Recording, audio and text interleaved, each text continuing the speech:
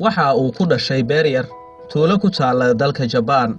qoyskiisuna waxay ahaayeen faqiir, waxayna ku noolaayeen guri yar iyo lacagaadu yar. markii uu jiray 9 sano iskuulkii buu ka baxay, wuxuuna shaqo ka bilaabay dukaan yar si uu markaasi u kaalmeeyo qoyskiisa. subax kasta buu kici jiray intaysan qorraxdu soo bixin, dukaanku hagaajin jiray, wuu ordi jiray si uu u qaado alaabta. ka gadaal wuxuu eegi jiray carruurta isaga ka dambaysa. sanado badan kadib waxa uu furantay wado cusub, wuxuu helay shaqo kambani korontada ah. halkaasi ayuu xiiseeyay kana shaqeeyay nalalka iftiinka iyo bareysyada. habeen kasta wuxuu bilaabay inuu wax barto, khibradiisana uu siyaadsado isaga oo kaliya. maalin wuxuu sameeyay ama uu hagaajiyay wax u eg duleelka bareysyada ee nalka, dhammaan wax isaga uu qaasa. aad buu u faraxay, wuxuu tusay maamulihiisii, balse maamulihii lama uusan tacajabin. wuxuuna dhahay alaab noocaan oo kale ah ma shaqaynayso, isaga oo lagu soo celiyay. wuxuu aaminsanaa fikradiisa, wuxuu doonay in uu wax sameeyo oo isaga u gaara, uuna bilaabo kambani isagu uu leeyahay. wuxuu weydiiyey saaxiibkii, wuxuuna u sheegay in uusan arrinkaas samayn karin. kama uusan tagin shaqadiisii joogtada ahayd, wuxuuna bilaabay kambani u gaara. ma lahan wax khibrad ah, mana haysto lacag ku filan iyo aqoon xoojisa, welina wuxuu aaminsan yahay noloshiisa.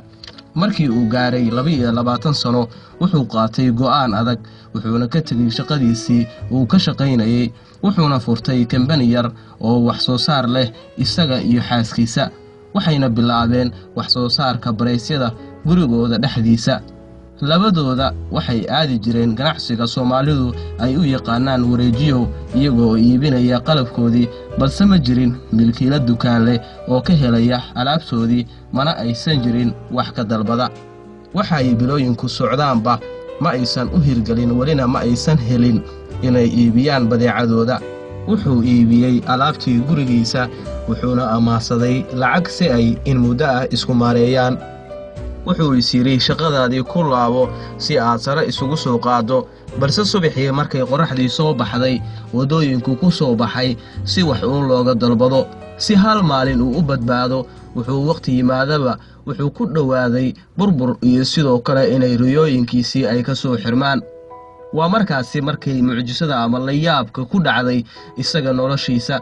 wuxuu helay dalabkiisii ugu horeeyay ilaa iyo 1,000 qaybood. hadda 100 sano kadib, dalabkiisii ugu horeeyay ee 1,000 ahaa, maantay kambanigiisa waxaa ka shaqeeya 250,000 oo ruux. waxaana kambanigiisii sanadkii uu iibiyaa alaab dhan 65 bilyan. kambanigiisa waxa uu soo saara ayaa laga iibsadaa dhammaan daafaha caalamka oo idil. intaani oo idil waxa uu ku sameeyay suurtagalnimada wax kasta inuu bini'aadamku samayn karo, isagoo aanan haysanin cilmi iyo lacag ku filan toona.